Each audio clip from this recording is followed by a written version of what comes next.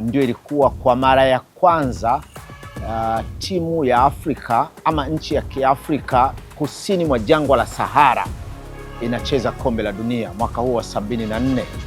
Na safari hii ilikuwa ni Kongo ama Zaire inacheza kombe la dunia wakiwa miamba wa sawasawa sana.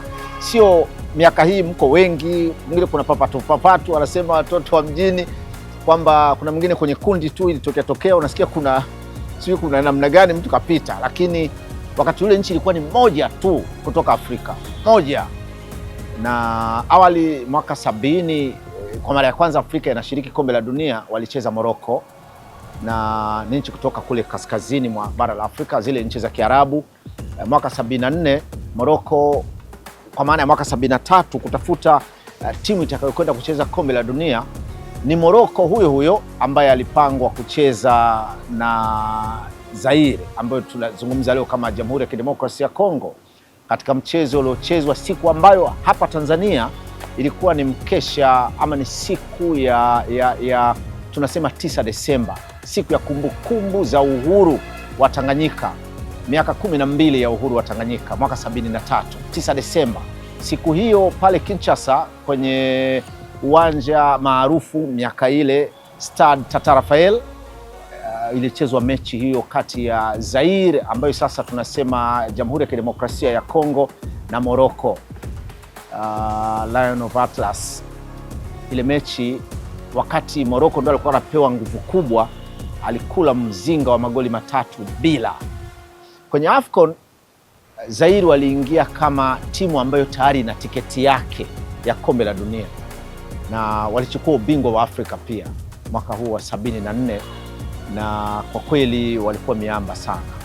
Nyuma ya mafanikio ya DRC wakati huo tukiita Zaire, alikuwa Rais Mobutu Sese Seko Kukubendu wa Zabanga, ambaye kwa hakika pamoja na mengine yote aliyokuja kusemwa, alikuwa katili, vitu vya namna hiyo, rais ambaye ni mambo kama kwenye siasa, but kwenye football alikuwa ni shabiki mpenzi na kiongozi namba 1 wa Leopard. Nikisema Leopard, ekipe Leopard maana yake ni timu hiyo ya Leopards ama timu ya taifa ya Zaire ambayo sasa ni hiyo DRC. Mobutu alikuwa akitoa hata zawadi mbalimbali, na hata mwaka huu wa 74 hakuishia tu kwamba yeye yupo ni rais tu na kama shabiki kuwachagiza, lakini pia alitoa pesa zake mfukoni, na sio za Fecafoot ama shirikisho la kabumbu, za kwake mfukoni kama rais binafsi. Akamwajiri kocha ambaye alitoa maelekezo atafutwe kocha kutoka barani Ulaya, akatafutwa kocha akiitwa Blagoji Vidinike. Huyu alitoka Yugoslavia, kwa aliletwa pale akawa kocha wa timu hiyo. Na sijui niseme sivyo bahati ama ni bahati, kwenye ratiba ilivyopangwa kule Ujerumani Magharibi ambako mashindano ya kombe la dunia yalipokwenda kuchezwa mwaka 74 hiyo, Zaire ilipangwa pia na Yugoslavia kwenye kundi lao moja. Mechi yao ya kwanza walicheza na Scotland, wakacheza na pia nani.